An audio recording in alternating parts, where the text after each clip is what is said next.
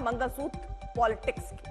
अल्पसंख्यकों को संपत्ति पर विवाद के बीच विरासत वाले जायदाद पर आर पार शुरू हो गई। कांग्रेस के ओवरसीज कोष के अध्यक्ष सैम पित्रोदा ने अमेरिकी कानून के हवाले से एक विरासत पर सरकार के हक की बात कही। उन्होंने कहा कि अमेरिका में अमीरों की विरासत तक सिर्फ 45% संपत्ति ही पहुंचती है, 55% गरीबों को बांटा जाता है। बीजेपी ने सैम पित्रोदा के इस बयान को हाथों हाथ ले लिया।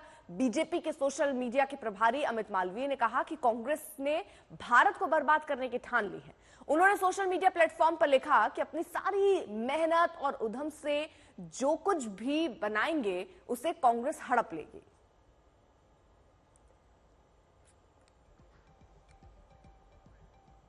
In America, there is an inheritance tax. So if, let's say, one has $100 million worth of wealth, and when he dies, he can only transfer probably 45% to his children. 55% is grabbed by government. Now, that's an interesting law. It says, you in your generation made wealth. You are leaving now, you must leave your wealth for public. Not all of it, half of it. Which to me sounds fair. In India, you don't have that. If somebody is worth 10 billion and he dies, his children get 10 billion. Public get nothing. And law says, you get half of it, public gets half of it. So these are the kind of issues people will have to debate, discuss.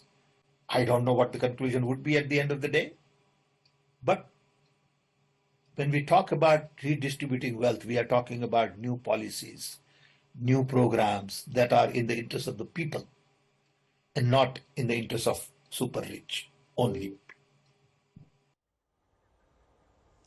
तो कांग्रेस का ये बयान जिसके बाद BJP हमलावर है। $1 million worth of wealth. तो कांग्रेस ने देश को बर्बाद करने की ठानी है, बीजेपी की तरफ से भी कहा जा रहा है, क्योंकि बीजेपी की तरफ से प्रधानमंत्री नरेंद्र मोदी ने ही चुनावी सभा में इस बात का जिक्र किया, जिसके बाद कांग्रेस एक के बाद एक पहले मुद्दों को भटकाने वाली राजनीति बताती रही और अब सैम पित्रोदा इसमें एक कदम आगे बढ़ते हुए कुछ अलग तरीके के ज्ञान दे रहे हैं। वो कह रहे हैं अमेरिकी कानून का हवाला वो दे रहे हैं कि 55% देखिए संपत्ति जो है वो जब्त हो जाती है।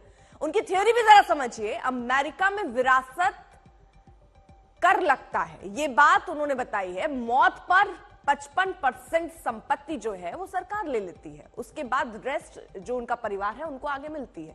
तो भारत में भी विरासत कर पर चर्चा होनी चाहिए। भारत में न्यूनतम वेतन का कोई नियम नहीं है और इसी तरह कुछ और इस दिशा में हमें आगे बढ़ना चाहिए। कांग्रेस बेहतर धन वितरण की नीति बनाएगी। हिमांशु मिश्रा हमारे साथ, हमारे सहयोगी इस वक्त जुड़े हुए हैं। हिमांशु, एक नई तरीके की चर्चा, एक नया गेयर तो प्रधानमंत्री ने चेंज किया, लेकिन ये जिस सैम पित्रोदा जिसकी बात कर रहे हैं, जिस विरासत कर की बात कर रहे हैं, ये मैनिफेस्टो में या इनका जिक्र कांग्रेस पार्टी इससे सहमत है? ऐसा ही कुछ करने का घोषणा पत्र में ऐलान किया गया है? देखिए, बिल्कुल कांग्रेस के जो घोषणा पत्र है उसमें ये कहा गया था कि जो सेंसस होगा वो जो है इकोनॉमिकली सेंसस होगा। तो कहीं ना कहीं इकोनॉमिकली सेंसस जब होता है तो उसमें आपके पास जो है कार है, मोटरसाइकिल है, फ्रिज है, टेलीविजन है, जो बेसिक रिक्वायरमेंट है उससे अबाउ चीजों को पूछा जाता है। दूसरी तरफ उन्होंने कहा कि इक्वली जो है वो डिस्ट्रीब्यूट करने की बात कही है।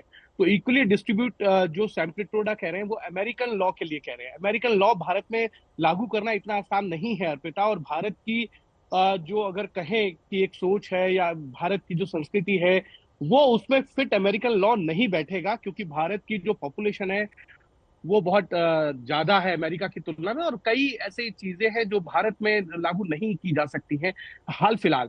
अब भविष्य में क्या होगा नहीं होगा वो देखने वाली बात है, लेकिन प्रधानमंत्री नरेंद्र मोदी को ये जो मुद्दा है वो भा गया और उन्होंने इस मुद्दे को जो है लगातार अटैक कर रहे हैं। और वो ये कह रहे हैं कि भारत में जो है धन है लोगों का वो जितना ज्यादा होगा उसको बाकी लोगों में जनसंख्या अनुपात के अनुसार जो है वो बांट दिया जाएगा। तो कहीं ना कहीं प्रधानमंत्री नरेंद्र मोदी ये भी कह रहे हैं कि जो स्त्री धन है उसको भी बांटा जाएगा, मंगलसूत्र तक जो है आपसे छीन लिया जाएगा और उन लोगों को दिया जाएगा जिनकी जनसंख्या ज्यादा है। तो कहीं ना कहीं प्रधानमंत्री इस बात को भली भांति जानते हैं कि किस तरीके से जो है कांग्रेस पे अटैक किया जा सकता है, और इस मुद्दे को लेकर कहीं ना कहीं जो उनके जो वोटर्स हैं उनको लाया जा सकता है, और जो वोटर, फ्लोटिंग वोटर जिन्हें कहते हैं, वो एक तरीके से जो है एक बार फिर से ठीक है। बीजेपी के पक्ष में वोट करें। इस तरीके से इस मुद्दे को प्रधानमंत्री नरेंद्र मोदी जो है वो एक चुनावी मुद्दे के तौर पे लेकर आए थे। और अब मुझे लगता है जिस तरीके से कांग्रेस में सैम पिट्रोडा या फिर राशिद अल्वी के बयान आए हैं, उसके बाद ये माना जा सकता है कि आने वाले दिनों में प्रधानमंत्री नरेंद्र मोदी और पूरी बीजेपी इस मुद्दे को लेकर बहुत आगे बढ़ेगी, और ठीक यही है। मुद्दा जो है चुनावी मुद्दे के तौर पे देखा जा सकता है। ठीक है, हिमांशु।